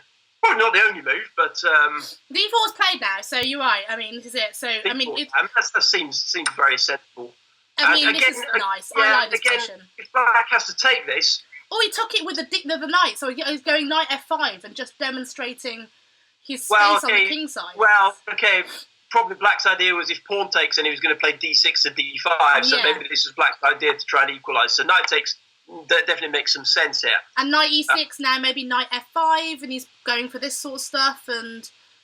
Yeah, knight f5 makes a lot of sense. Maybe you can even play e4 to e5 I'm working out whether that's good, but maybe it's just liquidating too much, and probably you want to keep the tension on him. Knight to 5 makes a lot of sense. Yeah, black piece is struggling to find squares, so maybe you could just keep tension on in the position. Maybe even I don't know. Like there's going to be some tactics coming on soon. I think maybe like queen f3, something like that, getting the queen to that side of the board, and then some sort of tactics are going to come. I feel like with something to h6 or something like that. I could feel that some like knight takes g7 at the right time is probably going to come, or something nonsense are going to come in. He's got rook to d8, which doesn't feel as natural to me as rook e8. Rook to d8 seems like a little bit of a strange square. I think he's paranoid of some like dirty tactic with e5 and the queen's hanging on d7 or something. He must be, because it's overprotection of like the queen on d7 just feels a little bit nervous. Do you know what I mean? I mean, this whole game actually, maybe he's captain. He's not just playing the game. He's obviously got to look after his team, and maybe he just feels the burden right now. And after thinking he got a 5-minute head start at the beginning of the game. Yeah. Gave 2 of them back and move. But E5 now would be very strong, wouldn't it? E5, take on E5, Queen D7, Rook takes D7 is forced to defend the bishop, and then Knight takes E5, and the Rook is overloaded there. Yeah, I mean, it's just a bit, what's going on? Okay, so... Wait, E5 looks, well, I wouldn't say winning, but it looks horrible for Black, because he has to play 98 against that. So I want to go over to Justin's game. Yeah, let's look at another game. I'm not looking at it yet, so don't say anything, but do you want to bet to see whether he's winning already or not? Okay, I would bet, I'm not even going to look, I would bet that he's clearly better but not winning. Hang on, but he's playing Dapu, isn't he? Olu. He might be. I mean, he's the trickiest one on the team, I think, so... Oh, no, Dapu's playing Ravi. Dapu's playing Ravi this round. So who is Justin playing? Justin's playing the Grandmaster Bomo. Who is Grandmaster Bomo? I don't know any Bomo Grandmasters, and I don't think they have any GMs in their team, so who is this dude? I don't think he is actually a Grandmaster, but okay, I've actually cheated and gone onto the game now to see. Well, don't tell us. I want people to predict how JT is doing, evaluation wise. Okay, we don't have any computers, so we can't say accurately. But how well is he doing? Do we think, Mr. Just Tantan? Which, by the way, is not a typo of his name. His username might be Just Tantan, which does look like he's just typed his name wrong because it should be Justin Tan. But no, that is his choice. He chose to be called Just Tantan on chess.com. I think the conclusion is that he's better at chess than choosing chess names. That's the only thing I would say or spelling. About that. Maybe he thinks that his actual name, but he is Just Tantan. Just Tantan is very... I don't even understand it. I mean, when he told me, I was like, is that a mistake? That is, of all the possible names you could actually pick, and that's what you go for. I mean, I thought he would have gone for Just in Time. Just in time, but that's probably taken. Well, maybe, but it would have been... So imagine the amount of bullet players on the site. Someone's got to be called Just in Time. That's true, actually. It's a really cool name for bullet, especially. That's a good point. Exactly. And it probably belongs to someone actually called Justin as well. As have these endless jokes about school or whatever. Justin this, Justin that, Justin. Well, there's a few connotations. I think there's probably a few that you don't want to say on air as well. So, a few that I wouldn't want to say, but I'm sure that as a bit of homework, people could think of their own. But yeah, so just in time, all were certainly taken. But what about this position then? Knight takes G2. Hang on, I've lost his game. Where is it? The Justin game. Yeah, I can't even find him. I don't know what he's done to his Oh, there he is. Just Tantan, Grandmaster Bomo. Well, he's clearly better, but not winning. What was this? Was this it looks like a Catalan. Yeah, well, it's kind of a Retty type thing. It feels very Catalanish. I'm gonna whiz through it. But White held back on D4, so. Oh, okay. So it's similar sort of plan to Black. Okay. Oh, he went quick A5, A4. What's that about? Whew. Well, A4 was a mistake, I think. I mean, not necessarily a mistake, but normally in the Retty, when White plays A3, Black will play A5 in order to hold B4 up. But now he's just allowed B4. That's normal. And when Black plays A5, White normally plays A3 in order to stop Black playing A4. Kind of a stalemate between the pawns. But after Black played A5 and White played A3, the one thing you don't normally then do is play A4 yourself. But the reason why he did it here was because he wanted to take on C4. So he's just being cheeky and be like, hello, I'm going to grab this pawn. And actually, you need to prove that you've got compensation. Yeah, okay, so James Adair has pawn advantage. And... yeah, why have they thought for so long? Move 13 and 14. What is going on? I'm a bit surprised that Black didn't play something like... I'm a bit surprised that White didn't play A takes B7 on the last move. He played Bishop to D2, which... that is weird. So let's go back. So instead, after B5... So no, before B5. So after Knight D5, you would think that he plays A takes B7 to try and destroy the pawn structure, right? You would think so, because if after A takes B7, if Black plays Knight takes E3, at the very least you can take on A8 and make a new queen, and then if... That's winning material though, isn't it? Doing that? Who's winning material? White should be.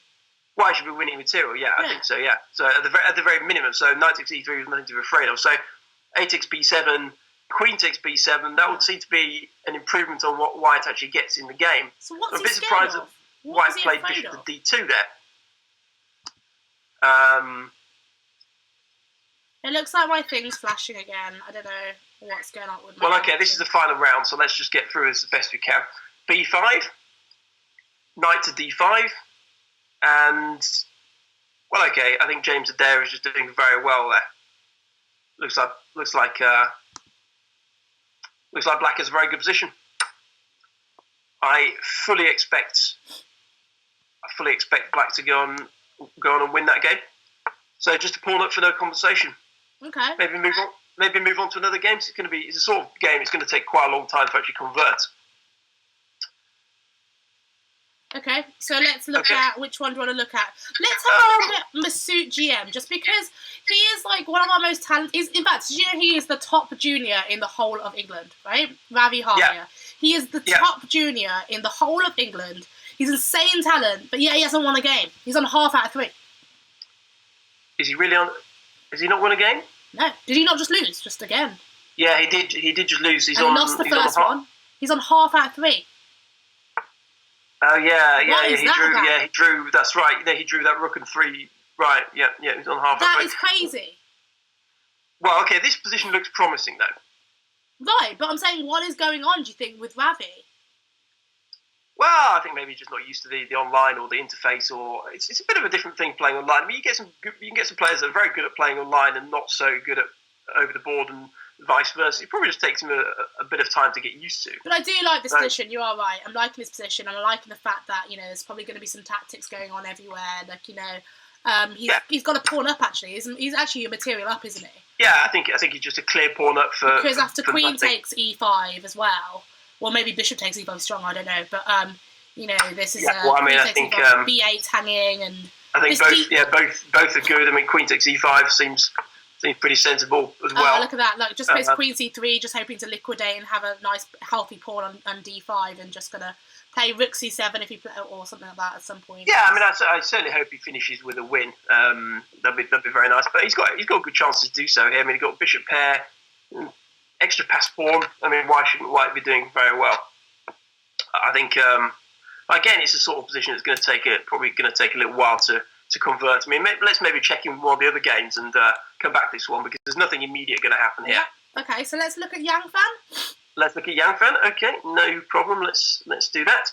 And Yang Fan is okay. So yeah, Yang Fan has bounced back since that. So we had a painful first game and blundered his queen.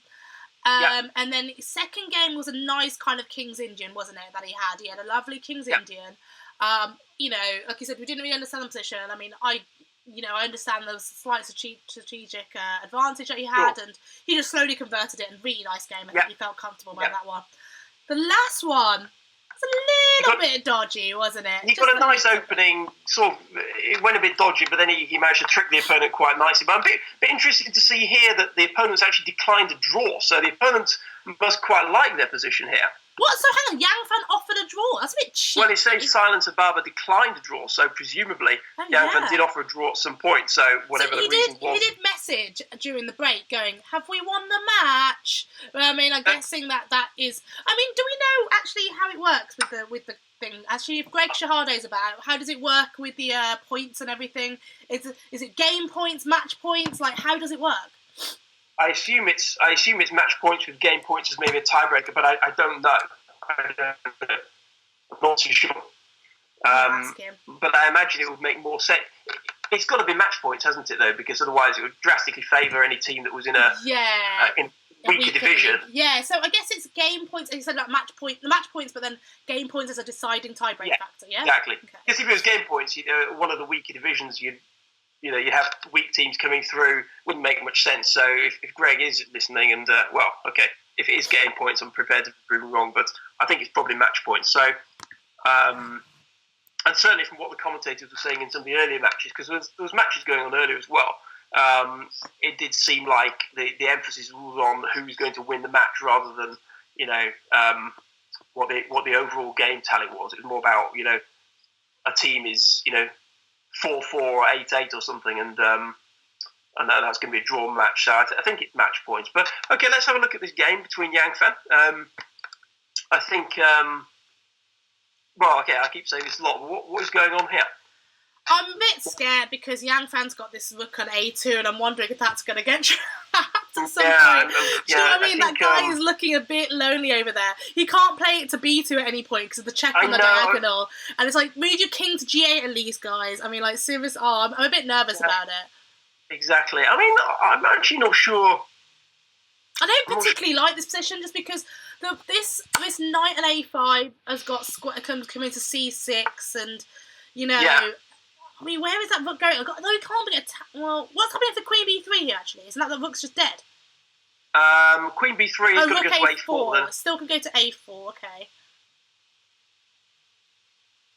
I'm just trying to work out But I agree, it's not... How does it come out? That's the thing. I don't think it can come out. That is definitely stuck. I mean...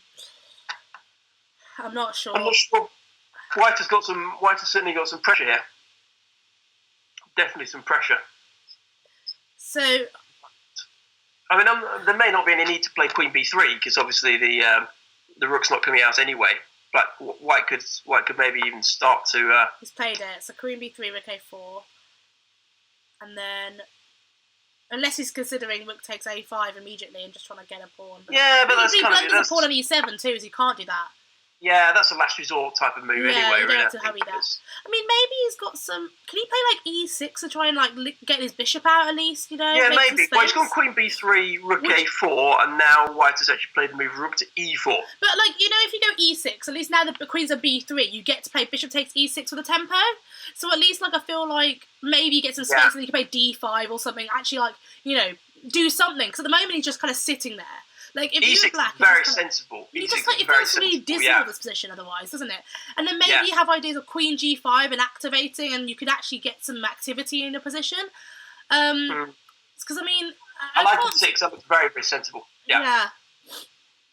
So the verdict on this one as well is... Oh my god, Ravi won already! Ah! Because I just saw because Yangfan just goes, in the big group chat, has Ravi won a game yet? It's a bit mean. So I'm like, this one, and then Ravi just messaged going, yeah, I have won a game. So that's a great comeback. Nice. Good stuff. Yeah, so let's have a look. Should we have a look at how he won, actually? Yeah, let's have a quick look at how he won it, yeah. Because you were like, it's going to take time. Nothing's going to happen in that for a while. But it looks comfortable. Hang on a minute. So we last looked at it at which point? Well, we last looked at it when... Queen A5, rook E1, D6. Oops. What am I doing? Queen D2, A6. we last looked at it when White had just gone Queen C3 or around about that time. Move 26, we last looked at it. Yeah, okay. Queen C3. Something like that. Ravi just goes, okay, I've warmed up. Can we start now? Next week, Ravi, next week. Exactly. Don't give away our lineup. We don't know that he's in the team. Well, okay, I'm just saying, possibly. Okay, so Queen B4. Again, so you see his technique. He's just desperately trying to swap the pieces off so he can actually get this slight... so he went Queen D8 and he actually gave up his the B pawn. Which is just, and then he went Queen F7. Okay, so he just actually self-destructed at the end and resigned. Okay, fine. So it was a nice little advantage, and then he basically tried to swap off the queens. The guy got so annoyed and avoided swapping off the queens that he blundered 2 more pawns instead. Yeah, well, okay. The first pawn you can put down to him just not wanting to swap queens off. But in any case, at the end, White's going rook C7 or something, and it's all falling apart pretty short order. So I want to look at Justin's game, because these guys are going fast. They've played 40 moves, and this is Justin versus Olu. This is the game we've been looking forward to. Yeah, absolutely. But it's still tricky, and I think it's... Justin just took a pawn on G6. When did that happen? Okay, but then knight E6. They're playing so fast. They are. What's going on here, then? So, presumably... I mean, these positions are quite difficult. I mean, Justin has got an extra pawn now, and like the h6 pawn's dropping, supposedly. He's going to want to try and swap off some pieces, hence rook e4. But, I mean, I always get a bit nervous in these positions because, you know, that knight's annoying. Like, we've seen already, James Adair blundered that bishop to a knight fork, and I've seen the best of us do this as well. So, it's got to be tricky with these guys. But this could be oh, no, Justin drew last game, did he? Yeah, he drew the last game. And how did Adair do? Did he draw as well? No, Adair. Who? Adair, did he draw as well, or did he win? No, he won. I think he won the Rai Lopez game. Oh, yeah, so is he on 3 out of 3? He must be. Yeah, he is, I think, yeah. Wow, our board won. Look at that. Pretty good. But actually, this is actually simplified a bit now, the Justin game. Yeah, that's what I'm thinking. It should be kind of a nice, easy win, actually. This looks very, very good now. Two extra pawns and B6, look at B6 as well. That's also dropping by the looks of it. Yeah, rook takes H6. He's just got to watch out for rook E1 here in case he blunders. Yeah. He saw it. That's okay. So this is, I mean, he's 3 pawns up here for nothing. Well, Black can play rook F3 and get one of the pawns back, but that's he doesn't want to trade either, because otherwise exactly. And also G5 G6 G7 is really, really fast. Exactly, it's just going to be a simplification. I'm happy with that. So who should we look at? James Adair? Yeah, why not? Yeah. So I think Justin's winning this one. So that's going to be. So hang on a minute. We're currently 9-4 up, right? I believe so, yeah. And then Justin should win that. Should be 10-4. So actually, they're correct about 10-6 or 11-5. Sure. We're looking like we're going around that sort of way. What is going on here? Sure. Wow. Wowzers! What is happening in this position? This is confusing my eyes. Seriously, what is going on? So this is 2 rooks for a queen, but it looks like a complete mess. It's black to play, and black is James Adair, who's got 5-minute disadvantage by the looks of it on Fowler Lidzo. Okay, but black must be completely winning. Well, you'd hope so, but you'd think this pawn on F6 might be an issue, and the queen and bishop, but... And he's got a rook and 3 pawns for a queen, as I counted. 3 pass pawns too. 2 rooks and 3 pawns, dude. Sorry, that's what I meant. 2 rook and 3 pawns for the queen. So he should probably just simplify. He's going to play rook C6 followed by rook C8 and then C2. Is that what he's hoping for? Yeah, maybe. That's just so simple, right? Maybe doing some of that. Yeah, I mean. Yeah. Well, what happens? Well, let's say what happens if he just takes on H2, rook takes H2. How does black cope with that? Then queen. Okay, you played your move, which is more sensible, but. I think I'm behind you. Oh, rook C8. Oh, yeah, it is. Okay, fine. Yeah, I'm not even sure that White had a particularly big threat, because queen G4, G6. The only entry square is to H6 anyway, and black had that covered. This has got to be completely winning. So rook to D6. Yeah, I mean, this is... Taken on G7. Yeah. And... rook C8, then rook C8. Yeah, I mean, there's many moves. Rook C8, bishop D5. And even C2 is coming. But queen E7 you've got to be careful about, maybe. Yeah, I mean, even rook takes D5 would be winning here. Yeah, that's what I would play. Rook takes D5 and then C2. But, I mean, there's probably no need, I'm sure. Whoa, he's played C2. What about queen E7? Oh, no, because the bishop's now covering F6, so you can always play rook F6. Yeah. Okay, I'm fine. I'm just having a look. So, I mean, there's maybe... queen E7 doesn't work anyway, because rook takes D5. I'm being special. So I'm just seeing ghosts and thinking the worst, but that is absolutely fine. No problem. So that's going to be... We're going to do well this game. We might actually win all our games if we're not careful. Yeah, he's played bishop to D2, but... Justin won! Sorry. Okay. Well, that's no surprise. Okay, so that was quick. Wow, okay. Oh, so this was a nice performance by Justin. 3.5 out of 4. Good stuff, guys. Definitely. I mean, so really... just young fan. Well, so James Adair's still got to convert with limited time, but it's really just the Yang Fan game that's of any interest now. Okay. So let's take a look. What is going on here? He played his E6 stuff at least. Eventually, we'll play E5 and then bishop. Yeah. Oh, so this is the one we were looking at. We're thinking the rook on A4. The rook on A2 is getting a bit trapped. Yeah. Okay. So this should be okay. This is still quite interesting.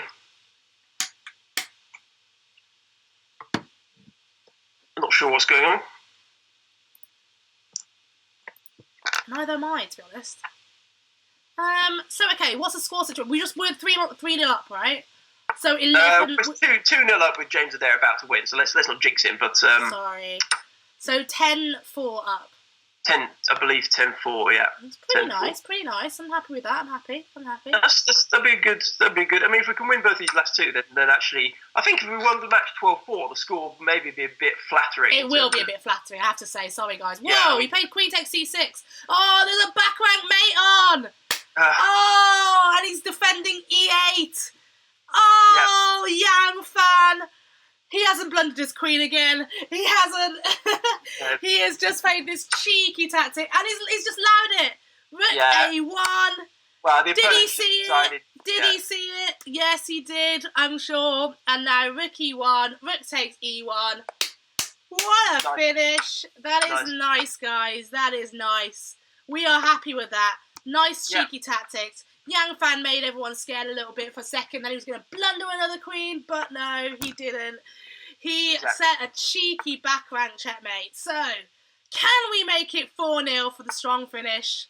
Can we do it? It's all down to James Adair. There's really no... There's nothing to play for here, I don't think. 37 seconds, though. 37 seconds is not so easy. Can he do it? Okay, without an increment, that might be something, but, I mean... The position kind of plays itself. I mean, I agree. He's still got to be a bit careful, but I mean, he's got a rook on pre. He's got some sort of nonsense going on. Can he? I mean, I don't know. Can he do it? I mean, it's going to get mated in a minute. It's mate. Yeah. It's mate. It's coming. Mate. It's coming. Okay, fine. We're okay. Yeah. It's over. It's over. Let's guess the finish though. He's only got mate in one anyway. I think right, it's mate. It's mate in two. Okay, fine. Is it? What's the... No, I thought it was a mate and rook on g4, but he can't do that, actually. So he's doing it this way, which is better. What's the mate? Oh, okay, he's just doing it this way. Yeah, the bishop can get f4, though. Okay, what's the finish? That's a good question. I'm sure there's a quicker finish than this. I know, that's what I'm thinking. Oh, so he wants to go bishop f6 now, or something. That's his plan. Bishop f6 is mate's following. His threatens nice bishop e6 blocks the defence of f6, so he's going bishop f6 mate. So he's got to go queen e8 check. Yeah, then go bishop f8, I presume. Well, he has to. So queen e8 check, bishop f8, and then I mean, but then he could even go like king g7, king g6, or h5 mate. Yeah, I mean, it's obviously completely winning even on just material considerations, but. I'm not actually sure. So queen e8, bishop f8. Well, okay. I'm a bit surprised that the opponent's playing on, but... Well, he has got 29 seconds. I would play on. It's a rapid play game online. Yeah, okay. I mean, he's good. Yeah, okay. Queen b8. Oh, I was going to say, what if he just pushes the b pawn all the way to the end of the board? Yeah. And be like, hang on a minute, actually, what are you going to do? Yeah, true. That's got to be it. B4's, B4, B3. If he plays queen a7, then he has got bishop e7, mate. Yeah. So, exactly, his queen's got to stay on the back rank, so... yeah, he's played b4, very sensible. Oh, okay. G4. Oh, but this is desperate. Well, hang on a minute. What is going on? Can he play bishop takes g4, king takes g4? Oh, no, he can't do that, actually. Play b3. You can just play b3, and if queen takes b3, you can play rook h5 check. Yeah. But okay, he's played rook to d8. Okay, that makes sense. That's also winning as well, isn't it? This is kind of going wrong. Queen e5. He's got 14 seconds, 13 seconds. I'm a bit nervous about the time. Okay, we're what's the score? 11-4. So it could be 11-5, like most people's predictions. But I want it to be 12-4, so it looks better. But Yeah, of course. And I don't want James to lose. James would hate to lose his position as well. Like, he obviously wouldn't deserve to finish on a high. But okay, I mean, I thought he should have just played b3 a minute ago rather than faffing around trying to find a mating net here. I think just b3 would have been simpler. But this is also okay. He's played b3 now, which is good. I mean, White's going to run out of moves shortly as well. So I mean, surely exactly. You're going to go b2 and do d1 and b1 and he's won the bishop now, and he went f4. Look. Yeah, Yeah. So he's going to take that bishop as well, and it's going to be... So we should resign now. 15 seconds is plenty of time to do this. So queen takes a7, rook takes f4, and then, you know, everything's kind of gone downhill. I hope he plays, and then it's, you know, he's got b2, b1 coming, bishop f6. Ooh, what's he doing with that? Got to be a mate here, okay, I mean... He's playing it really sensibly, he doesn't need to. Because No, everything's defended as well, right, apart from his rook on b4, but all the other guys are defended, so he's just going to go b2. He can even go, I was going to say, put the rook on b8. that makes sense. He's threatening rook b5, he's also threatening b2, b1. I mean, this is just like a really simple way of playing it when you've got no time. Yeah. Now, the next move, you can almost pre-move. And, you can almost pre-move out. Yeah, as I was saying, but you don't want to allow rook queen takes b4 and then pre-move to b2. Exactly. That would be so bad. Oh, I love how James has got the automatic thanks GG after. Yeah, he does actually. It's almost insulting though. I'm like, how are you doing that? But yeah, that's crazy. That is 4-0, guys. What a finish! I have to say, I'm very, very good. Ultra proud of the Lions for a 12-4 victory this round. I mean, that's incredible. I mean, it was. I mean, it's a shaky start as well. 2-2. We were like, what is going on? Blunder of a queen, trapping of a rook. We were like, oh no, this is not good. I mean, it wasn't even just 2-2. It was like we were 2-0 down before pretty much anything happened. And then we had to fist it back. It was so bad. So I was like a little bit nervous how the game's going to go. And we know these guys are underrated anyway, so I was always a bit scared. So yeah, I'm just kind of... I'm very happy, very relieved for these guys. Yeah, they've played really well. Good result. First week, warmed up, sort of got used to the whole format of things, and 4 strong games back to back is still kind of decent. So, And I'm just like flicking on some of the Towers games, but you have to go now, do you? But well, I don't have to go. I mean, I'm going to get some dinner and enjoy some of the other broadcasts are due to come. Actually, there's some of the sort of the American games. Yeah, because those guys are miles behind us. Actually, so I know that some of the big games are there. Have they been played yet? I think I'm just looking at Gwain's finishing. Well, there's the Norway Gnomes playing, but there's some big games coming later. What about the Dallas team versus... Are they playing the Webster guys? Because Webster are super strong, you know. Those teams are... St. Louis and San Jose as well, and those teams are quite strong. And I think Minnesota are playing later as well. The John Bartholomew, the famous YouTube streamer. Yeah, well, I think Alex Lenderman's playing for their board. I think he's the ringer, so... You've got quite a lot of strong American guys. So I think even though the Europe's over now, I think the Americans are kind of starting. So you've got like almost 24 hours of this pro chess kind of... I know, it goes on for a crazy amount of time. I mean, it's quite nice splitting up into different time zones so players can watch the teams as well as playing. So, and, if some of the English guys are struggling to sleep a little bit tonight, they can still tune in to some of the broadcasts that are going on. That'll make them sleep, won't it? So. I don't know who the Americans have got like commentating, but I know that lots of people have individual chess streams on Twitch, so definitely check those out. And I know that, like, obviously the St. Louis Chess Club must be doing something because they're pretty big over there. So I'm gonna go and enjoy those now. Yeah, I'm gonna just have a quick look to see what's going on, but I think that's pretty much everything. I think we're just gonna sum it up there. I think we're pretty happy with how the games have gone. Looks like the Towers probably are losing as well, but they've had a strong field going against them. So I'm just have to say a massive congrats to the London Lions. And for those who haven't noticed, there is a GoFundMe link on this page. So if you've enjoyed seeing the London Lions play and want to support us, then we would obviously be immensely grateful. So click on the link or go to GoFundMe and help English chess. Any donation is massively appreciated. So if you want to see more commentary and you want to see people like not Gwaine Jones, I'm almost stealing one of Towers' players there. If you want to see like Nigel Shaw and Luke McShane play, not Gwaine because I'm watching his name here. And anything would go towards the team. Yeah, absolutely everything goes towards the team. And I put on there, one of our guys doesn't even have the internet. Does not even have the internet. And I'm trying to buy him some internet so he can play for us. So, I want to get our guys, I want to treat them well, make sure that they're playing under good conditions. Maybe I'll have to upgrade my own internet with some ultra fast broadband to stop the lag. So, okay, but the point is I need to help this team out, and you know, we want to see some of the top guys in action. Hopefully we'll get Nigel Short to play one of the future matches as well. I know how popular he is with the fans out there. So if you want to support English chess, that's the place to go to, and we'd appreciate your help. But otherwise, thanks for tuning in, guys. You've been a great audience. And definitely back next week, the 18th, for an all-London clash between the Towers and the Lions. So go Lions, and congratulations to our team today. We are signing out. Thanks, James. See you later. Thank you. See you. Bye.